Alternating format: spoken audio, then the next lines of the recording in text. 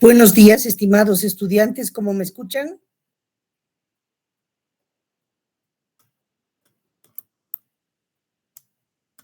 Buenos días. ¿Escuchan bien?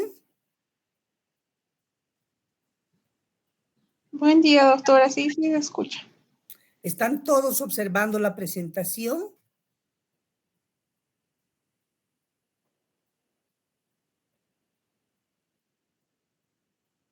Muy bien. Entonces, el día de hoy vamos a comenzar nuestra clase antes dando un mensaje para ustedes, que es que la tarea que tenían que entregar el día de hoy se ha postergado la entrega para el día jueves 10, como el día jueves 10 de abril, que vendría a ser el siguiente jueves. Los representantes de curso van a ser los encargados de recoger la tarea, entreguen a ellos, y ellos serán los encargados de traer hasta mi oficina en la decanatura, por favor, los trabajos. ¿Ya? Eso que quede claro. Para que no me estén preguntando a qué hora, cómo vamos a entregar, pueden traer a las 9 de la mañana para ese día. Bien. Vamos a continuar con el estudio de los protozoarios. Tenemos que profundizar un poco más el estudio de un protozoario que ya he nombrado, que es el Balantidium coli, que es uno de los protozoarios, como están observando en esta figura, uno de los más grandes protozoarios, que recibe el nombre de Balantidium coli. Este protozoario tiene dos formas de presentación, una forma de trofozoito y otra forma de quiste. Vamos a ver entonces a qué se refiere la forma de presentación y la forma de quiste. Diremos que el protozoario denominado Balantidium coli tiene estas dos formas, trofozoito recubierto de cilios, como pueden observar. Acá tenemos los trofozoitos, acá también, todos recubiertos de cilios. Vamos a ver qué caracteriza a este protozoario tan particular. Primero, que es el único protozoario ciliado. Las amebas han visto que no tenían por ningún lado cilios. En cambio, Balantidium coli es ciliado y es el que más grande tamaño produce infección en el hombre.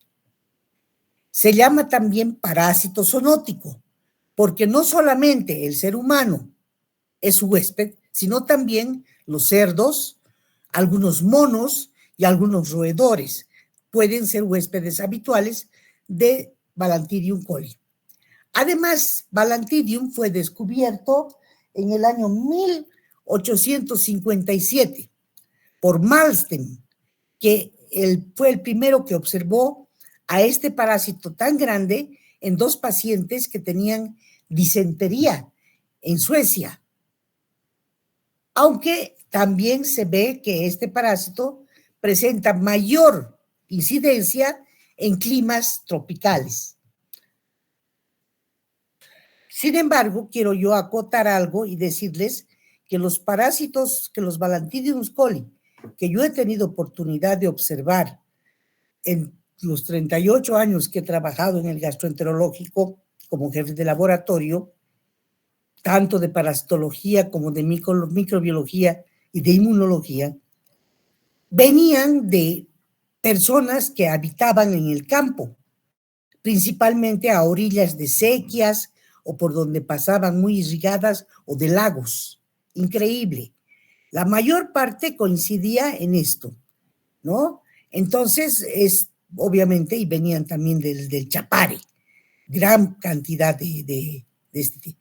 También había en zonas frías, porque tuvimos la oportunidad de ver una persona que habitaba en la laguna de Corani, y es un sitio frío, ¿no es cierto?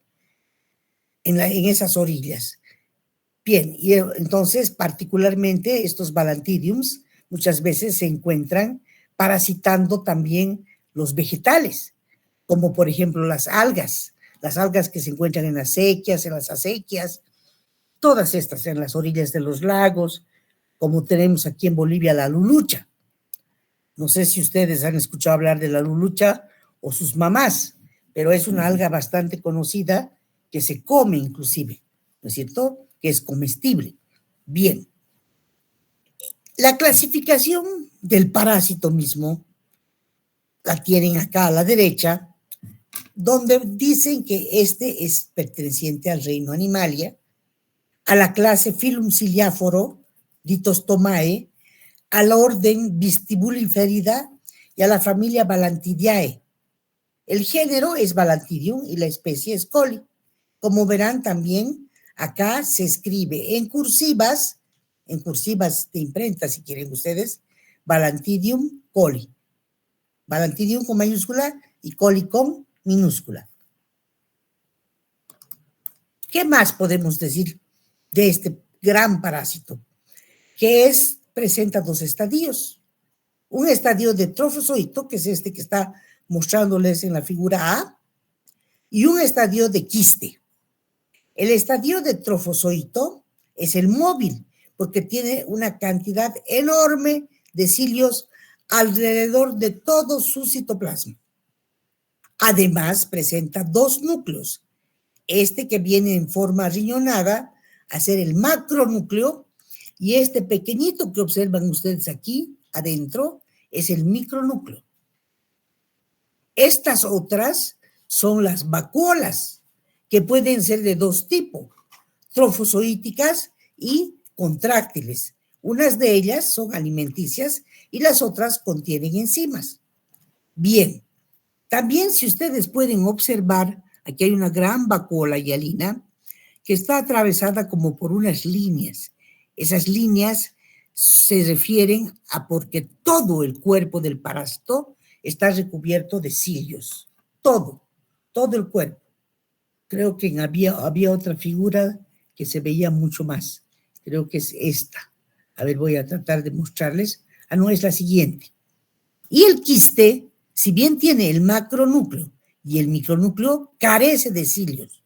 Los cilios se observan retraídos al interior, miren aquí, retraídos. También tienen las vacuolas, las contráctiles y las alimenticias.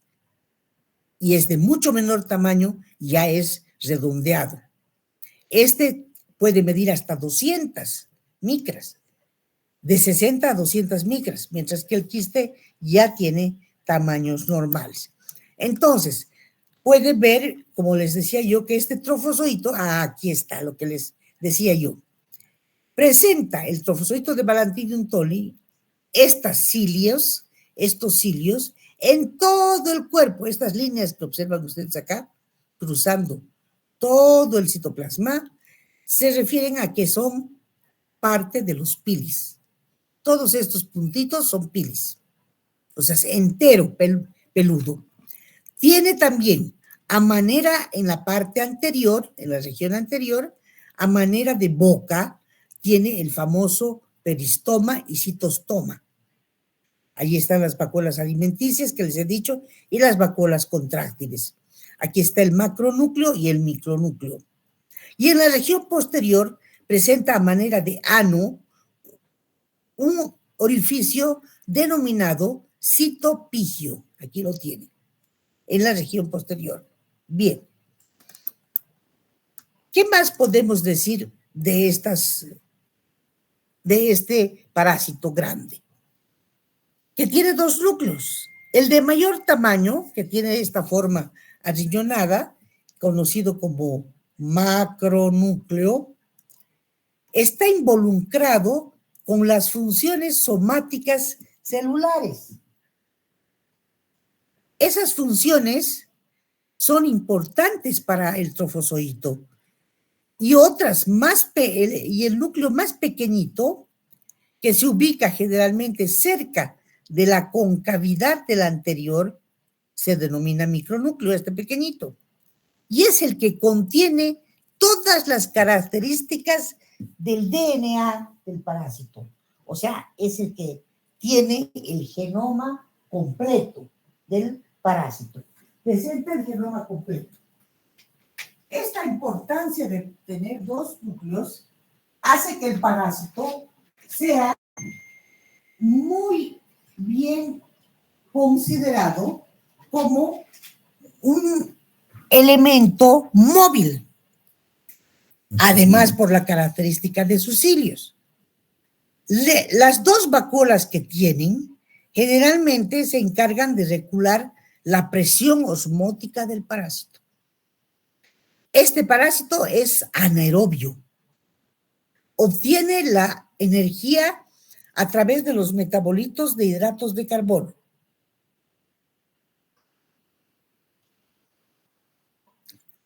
Y algo que no he mencionado, o creo que sí, que es que el macronúcleo contiene cientos de copias de mini cromosomas que pueden estar activos transcripcionalmente y que van a representar entre 10.000 y 20.000 moléculas diferentes de DNA.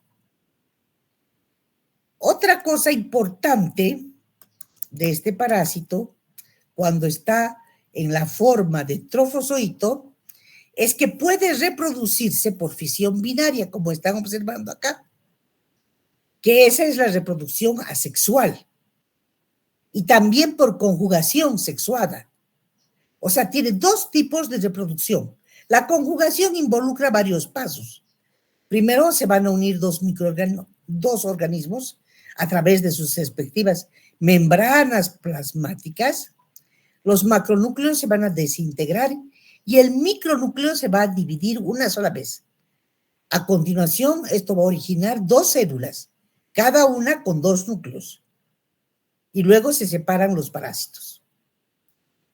El protozoario sintetiza su macronúcleo y tanto este como el micronúcleo se dividen dos veces.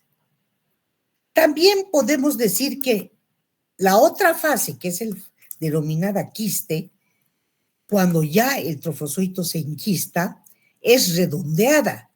Mide nada más que 60 micras, de 40 a 60. Posee esa doble membrana gruesa que han podido advertir y en la cual se observan retraídos los cilios y también el macronúcleo y el micronúcleo que presenta. Se pueden observar.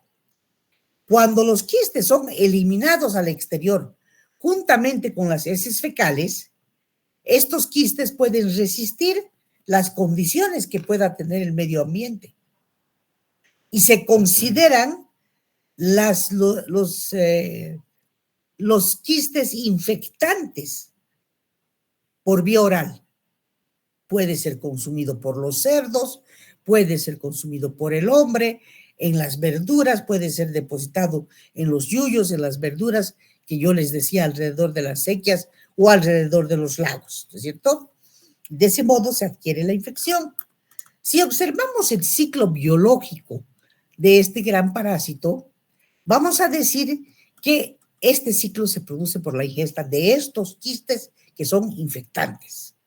¿Con qué vamos a ingerirlos? Si tomamos agua contaminada de esas sequías, de esos riachuelos, de las orillas del lago, nos contaminamos. Si consumimos frutillas, peras que son regadas, frutas que son regadas con estas aguas, también podemos contraer el Balantidium coli.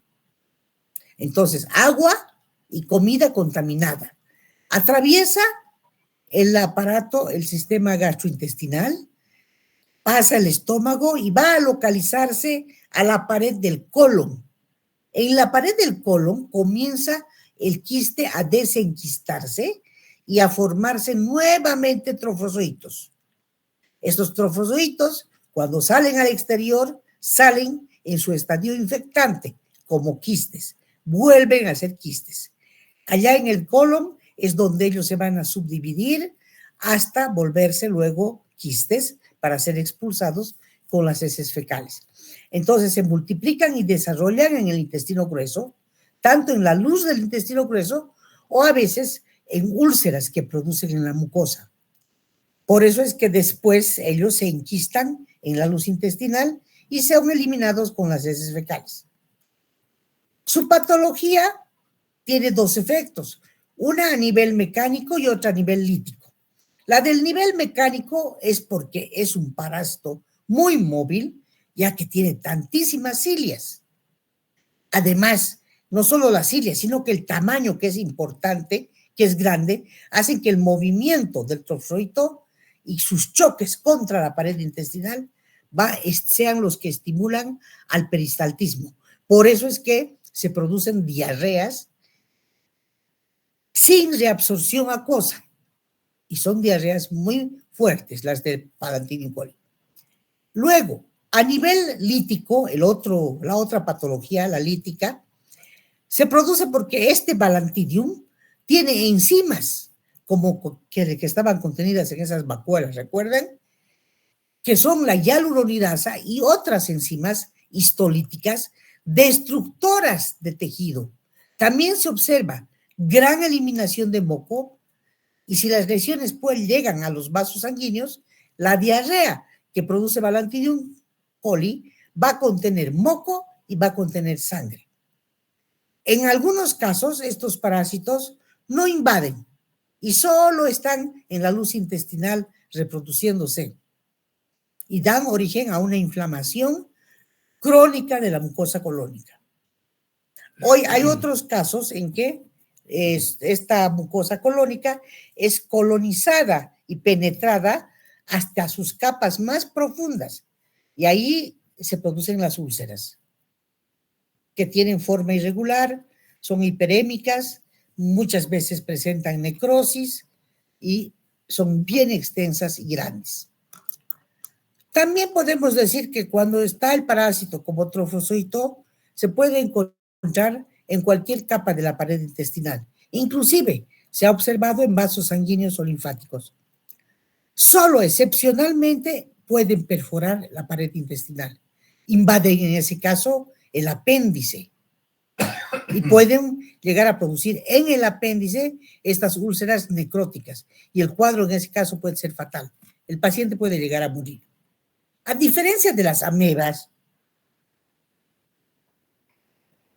los balantidios rara vez salen por fuera, o sea, tienen diseminación extraintestinal, rara vez, pero cuando salen pueden ir, ya saben, al apéndice o pueden ir a los genitales y producir balantidiosis genital, o a veces van al hígado y producen balantidiosis hepática, o a los pulmones y tenemos una balantidiosis pulmonar. Como les digo, son rarísimos los casos, pero sobre todo en los pulmonares, el parásito llegaría al pulmón por vía hematógena o linfática. ¿Y en quiénes? En pacientes que no tienen defensa, que son o inmunocomprometidos, de estos que viven con el virus del SIDA, los PBBS, porque ya no se dice sidático, ¿no? No quiero escucharlos decir sidático. Tienen que decir, este paciente es un PBBS. Significa paciente que vive con el virus del SIDA, o en personas con una edad avanzada por encima de los 60 años. Bien. El cuadro clínico de la mayor parte de estos, cuando solo existen diarrea, son asintomáticos por lo general. A veces presentan un dolor cólico, como de cólico, pero los cuadros crónicos son los que tienen los síntomas más intensos. A veces se presentan abundantes trofozoitos en las heces, hay rectitis, hay pujo, hay tenesmo, a veces inclusive acompañados de fiebre. Cuando se acompaña de fiebre es porque se está dando una perforación intestinal y los síntomas generales se van agudizando y se hace más grave el cuadro. Ahora bien, para diagnosticar a los balantidios, solamente requerimos un examen parasitológico directo. Inclusive el parasitológico por concentración no es tan bueno como el directo. ¿Por qué? Porque en el directo es más fácil observar los trofozoitos que los quistes en el método de concentración. Hay coloraciones especiales para Balantidium coli. La coloración con hematoxilina férrica. También se puede cultivar este parásito, pero en laboratorios donde realizan investigación. Entonces, ya saben, el diagnóstico con las heces fecales, se observan los trofozoitos móviles en las heces diarreicas. Y cuando no tienen la sospecha de que tiene este tipo de parásito, se puede solicitar un coproparasitológico seriado. ¿Qué significa seriado? Que tiene que traer 3 días seguidas al laboratorio la muestra. La número 1, la número 2, la número 1 el lunes, el martes la número 2 y el miércoles la número 3, la muestra 3. O podemos obtener por heces a través del rectosigmoidoscopio para hacer posteriormente un análisis patológico. ¿Cuál es su epidemiología? ¿Cómo podemos prevenirnos de este parásito? Primero, tomando agua completamente sanitizada, porque su prevalencia mundial es del orden del 0.02 al 1%, pero existen amplias variaciones geográficas. También hay prevalencias altas, donde en los sitios que les he mencionado, del orden del 20%. También en áreas donde es bien frecuente el contacto con los cerdos, ¿no? Bien, entonces alimentos, aguas regadas con materias fecales que contengan los quistes de este parásito son nuestro potencial peligro y de las cuales tenemos que prevenirnos. El tratamiento, igual que para las amebas, basado en metronidazol, en tetraciclinas y en nitazoxanidas.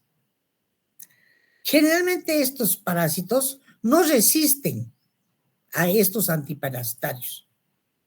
El metronidazol se administra en dosis de 750 miligramos 3 veces al día durante 5 días para los adultos. Aquí no hay una sola toma, aquí tiene que tomar en esta cantidad. Y las dosis para niños son de 35 a 50 miligramos por kilogramo de peso del niño al día en 3 tomas. El esquema para el antibiótico, que sería la tetraciclina, es 500 miligramos 4 veces al día para adultos y para niños 40 miligramos. O sea, la tetraciclina también es efectiva. Y la nitazoxanida, que es un antiparasitario idéntico. Bien.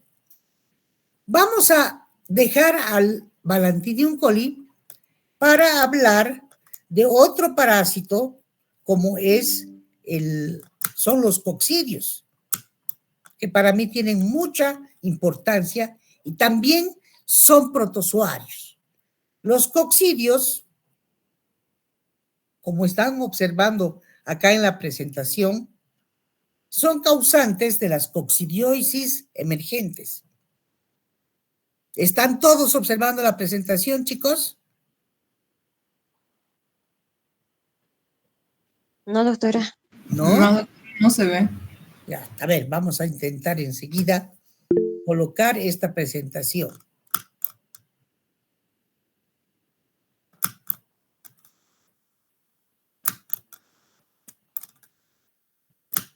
Ahora sí, les estoy compartiendo. ¿Están observando?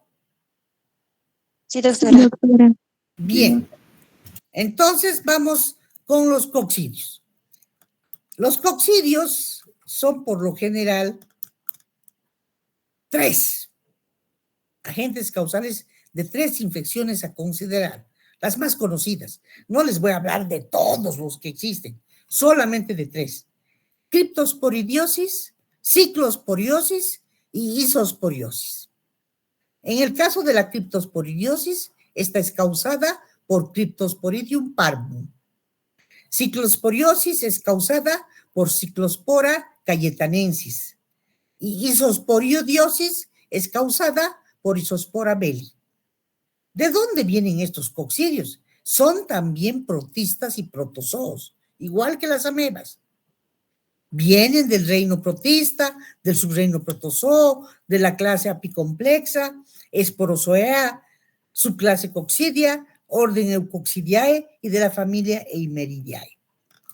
Su taxonomía, entonces, hace que nos muestra la existencia de esta familia Eimeridae, que tiene como géneros el género Isospora, el género Cyclospora. Las especies dentro de la Isospora tenemos a la isospora belli y dentro de las ciclosporas, la ciclospora cayetanensis. También la otra familia, Cryptosporidiae, que tiene un género importante, Cryptosporidium, con su especie Cryptosporidium parvum. Estos vendrían a ser los agentes etiológicos importantes. Cryptosporidium parvum, Ciclospora cayetanensis e Isospora belli. Generalmente, ¿por qué será que los tenemos que estudiar? Todos estos protozoarios son importantes porque ahora el mundo está muy conflictuado. Tenemos mucha migración, gente que va de un país a otro, que bebe agua donde puede y como puede, inclusive aguas retenidas. Entonces están transmitiendo este tipo de protozoos. Mucho, porque antes estos eran originarios de la India, estaban en otros continentes y por acá, por Bolivia, no venían mucho. Ahora ya casi son frecuentes y hay que estudiarlos y hay que conocerlos. Además, no solamente por eso, sino que también están presentes estos protozoos en los PBBS, en los pacientes que viven con el virus del SIDA. Por ejemplo, si yo hablo del cuadro vital o de la criptosporidiosis, cuyo representante es el Cryptosporidium parvum, este cuadro va a afectar al aparato digestivo y al aparato respiratorio, tanto de animales como del hombre. ¿Y qué voy a observar acá? Estos protozoos, en su calidad, miren, de ooquistes, porque se llaman acá estos, todos, los tres tienen ooquistes, o si quieren, oocistos, como los llaman algunas literaturas, yo los llamo ooquistes, que son los que contaminan el agua, los alimentos, los sitios donde se están bañando, aguas contaminadas, ¿no es cierto? ¿Quiénes hacen esto? Los pobres migrantes que no tienen opción de una vida sanitizada. Entonces, miren, ingresan por la boca y se localizan en el intestino delgado. Allá estos ooquistes después son expulsados por las heces. Hay otros ooquistes que tienen, ese es un ciclo en el hombre. Hay otros que son intermediarios, que consiguen huéspedes intermediarios, como por ejemplo el caracol. Y en el caracol ya podemos observar la fase trofozoítica, que luego pasa de un ciclo asexual a uno sexual y forma también los ooquistes para contaminar. Lo mismo para la ciclospora. Ciclospora cayetanensis también puede provocar diarrea aguda y se localiza en la mucosa del intestino delgado del ser humano. Ciclospora cayetanensis. Acá tenemos al otro, isosporidiasis, isospora belli. Puede provocar un síndrome febril con diarrea aguda y eosinofilia. También tiene ooquistes maduros, que son los que van a adquirir y luego van a volver a dividirse al interior y del intestino delgado y luego van a ser expulsados por las heces como ooquistes o cistos maduros en las heces fecales. También puede tener dos ciclos, en las heces y el ciclo asexual y sexual en otro tipo de huéspedes. Bien, ¿qué sabemos de estos? Además, creo que ya lo he dicho, que fueron descritos en el 1907 por primera vez por Tischer. Y en el año 1976 por Nim, que encontró a este tipo de parásitos en la biopsia rectal de una niña. En el año 82, en el 1982, ya cerca a nuestros días, adquiere gran importancia a causa del SIDA, como parasitosis oportunista. Y hoy en día, miren, tenía Ciclospora, por ejemplo, cayetanense, en Nueva Guinea. Era una nueva especie. En el 89 en el SIDA. En el 92 ya es reconocida como nueva especie y en el 93 se reconoce como patógeno. Entonces, estos investigadores, Woodcock, Bennion, describieron los primeros casos de Isospora belli en el Brasil. ¿En quiénes? En PBBS, en pacientes que viven con el virus del SIDA. Y obviamente tenemos que estas son sus etapas biológicas. Oquistes son los maduros e infectantes. Esporozoitos, trofozoitos, esquizontes y merozoitos. Son parte de su ciclo sexual. Cuando los esporozoitos son liberados en el intestino delgado, van a invadir las células estomacales y se van a convertir en trofozoitos. Estos van a transformar entonces a esquizontes de primera generación y van a liberar merozoitos. Y los merozoitos de la primera generación, van a formar esquizontes de segunda generación. Vuelven a formar, o sea que se dividen 2 veces. Y los esquizontes de segunda generación, por la esquizoconia, se liberan merozoitos de segunda generación.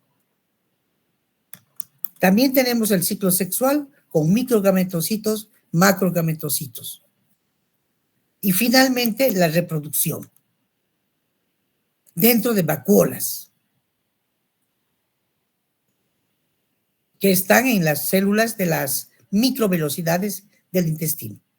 Estas vacuolas son intracelulares, pero intracitoplasmáticas. ¿Qué diferencias tenemos entre estos tres? Son parecidos, pero tienen diferencias. El ooquiste de Cryptosporidium tiene 4 esporozoitos y además se caracteriza porque puede permanecer viable muchos meses en el medio ambiente. La ciclospora solo tiene 2 esporoquistes, cada uno con 2 esporozoitos. También está presente en el medio ambiente y pueden vivir entre 1 y 2 semanas.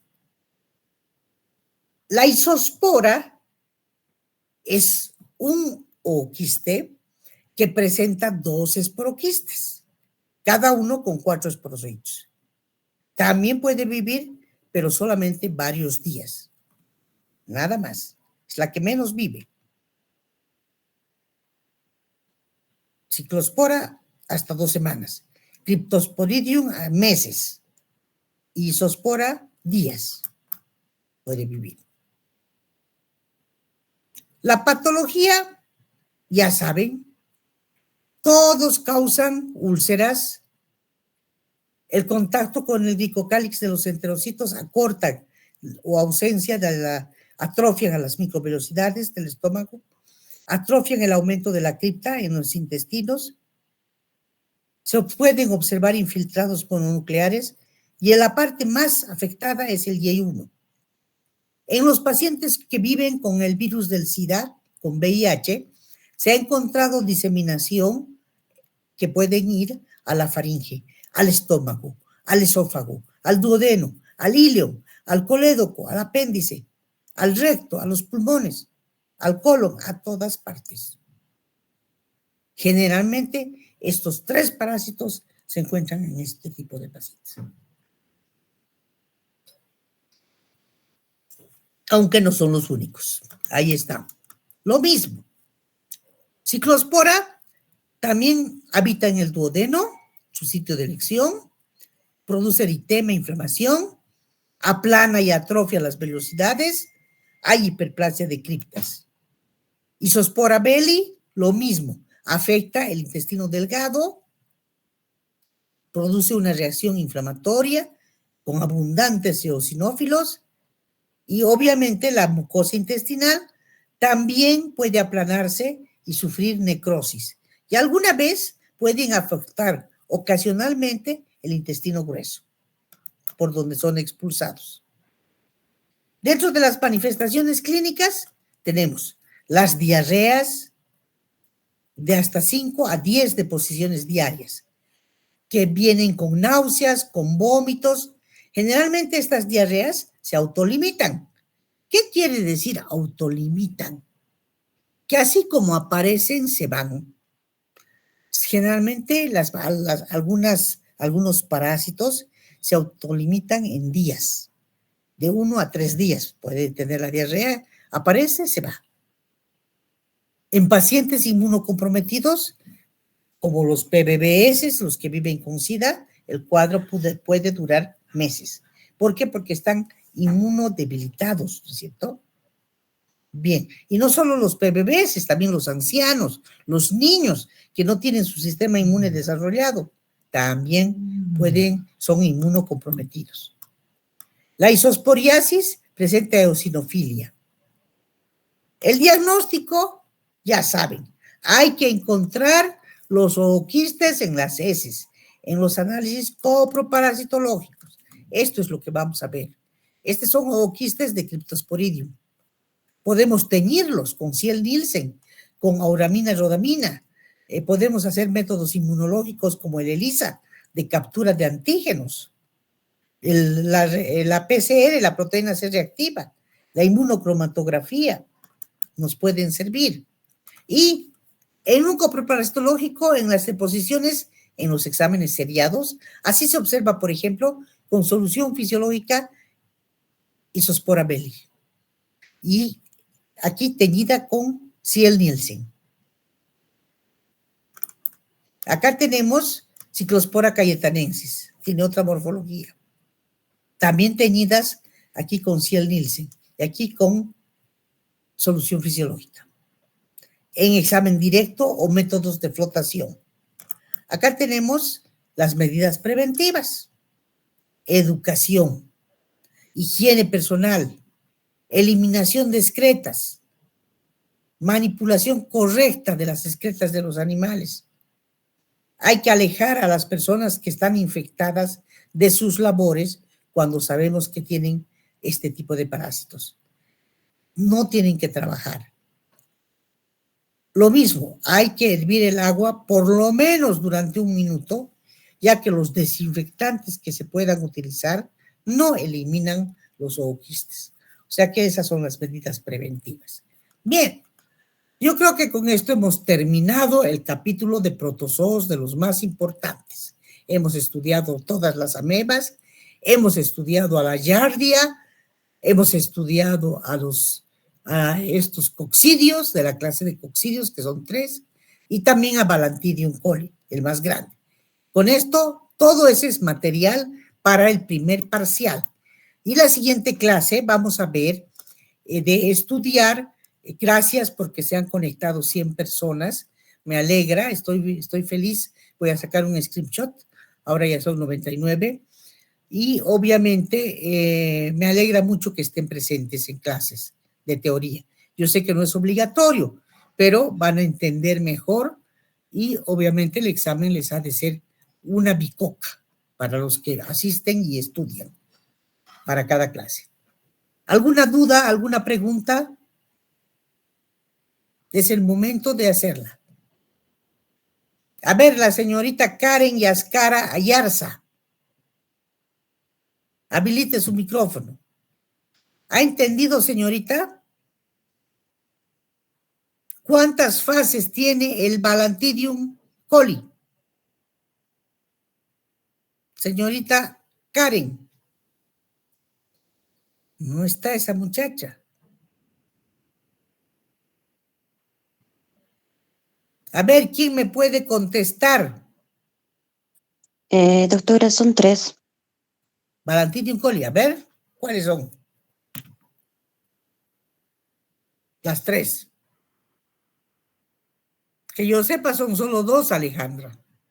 Doctora, buenos días. Son solo 2, son los quistes y los trofozoitos, si no mal me equivoco. Sí, así es. El quiste y el trofozoito. Eso tiene Balantidium. Bien. A ver, la señorita Yasminia Churki, buen día.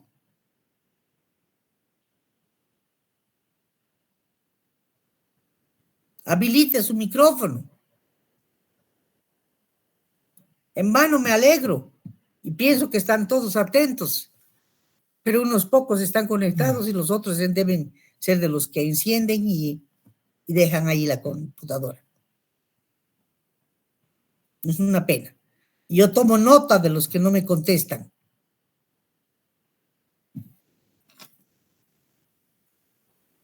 Danitza, Nina. Buen día, doctora. Está presente. ¿Cuántos son los coccidios? ¿Cuáles son los importantes? ¿Qué géneros? ¿Puede mencionar?